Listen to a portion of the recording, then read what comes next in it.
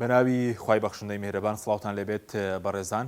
باز لە کێشەی نێوان هەرێم و بەغدا دەکەین لەسەر داهاتی ناوخۆ بازر و سوماد و لەسەر داهاتی دەواازە سنووریەکان کە مەژوای کردووە کێشە دروست بێت و بێتەوە کارێک بۆی کە پشکێرێم بە تاوەتی لە بودجێ عێراق لە موچە لە خەرجی دام و دەستگاکانی حکوومەت لە پارەی پرۆژەکان بە تاوەتی بۆ حکوومەت هەرێمی کوردستان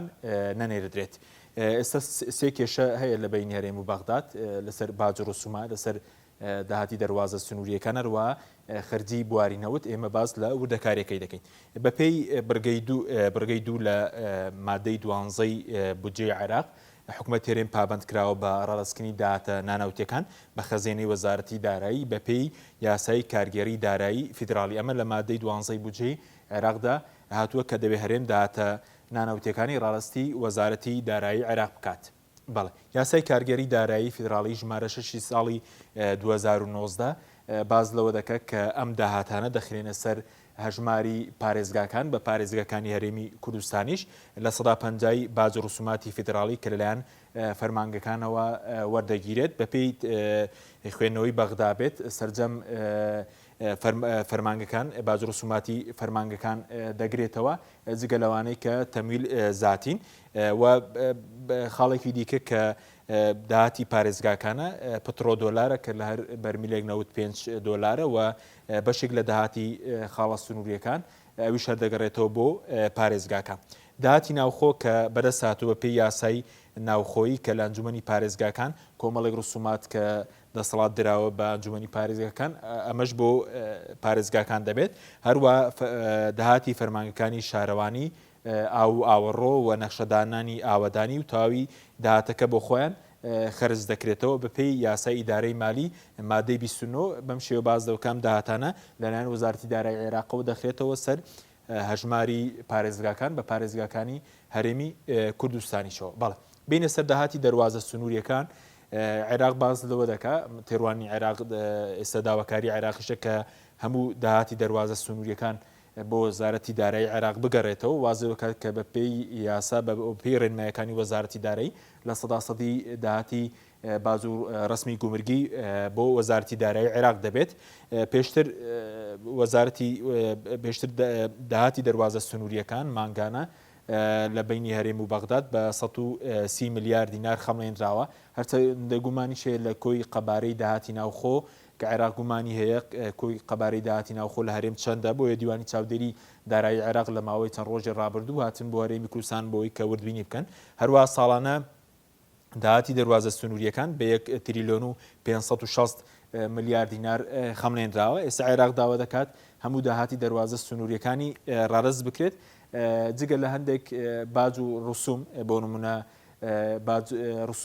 ڕسوماتی هێنانەوەی تەرمی هاوڵاتیانی عێراقی ڕسوماتی ئەو ئۆتۆمبیلە و گەشتیارانەی کە گەشتی دەرەوەی عێراق دەکەن ڕسوماتی نیشتنە و حاوانەوەی فڕۆکە کە ئەمە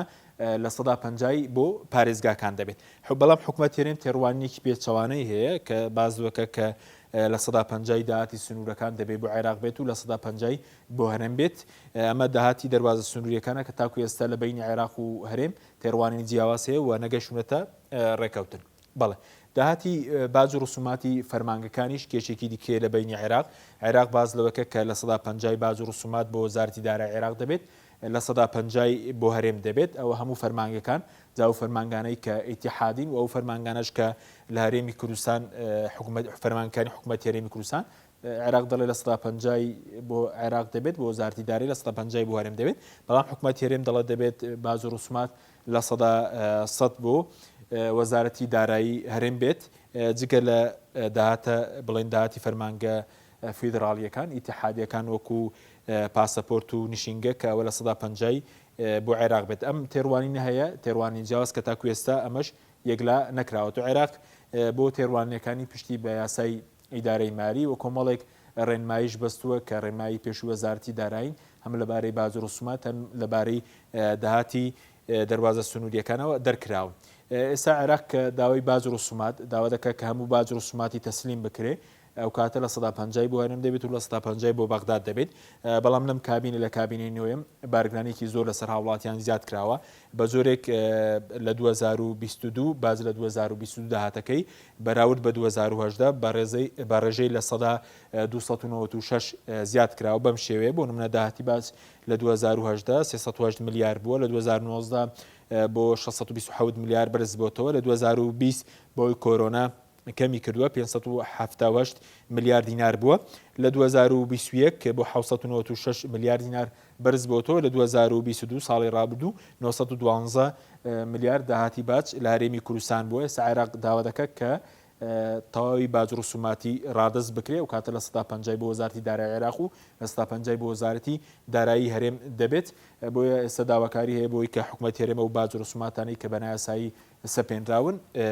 لایەن بەرێت. بەڵێ بینە سەر کێشێکی دیکە کە لە بینی هەرێم و ناوەند هەیە ویش کێشەی خەرجینەوتە لە نێوان هەرێم و بەغداد دیارە لە بودجێ عێراق 1 تریلیۆن و 428 میلیارد دینار بۆ خەرجی گواستنەوەی نەوتی هەرێم دانراوە 2 تریلیۆن و 498 میلیارد دینار بۆ خەرجی وەبەرهێنان و هەناردەکردن دانراوە کۆی گشتی خەرجیەکان کە بۆ نەوتی هەرێم دانراوە کە عێراق خۆی سەرفی دەکات 3 تریلیۆن و 926 میلیارد دینارە. بەڵام ئەوەی کە پێشتر راپۆرتەکانی دیلۆیت باسی لەوە کردووە کە بوونە خەرجینەوت لە 2022 6 تریلیۆن بووە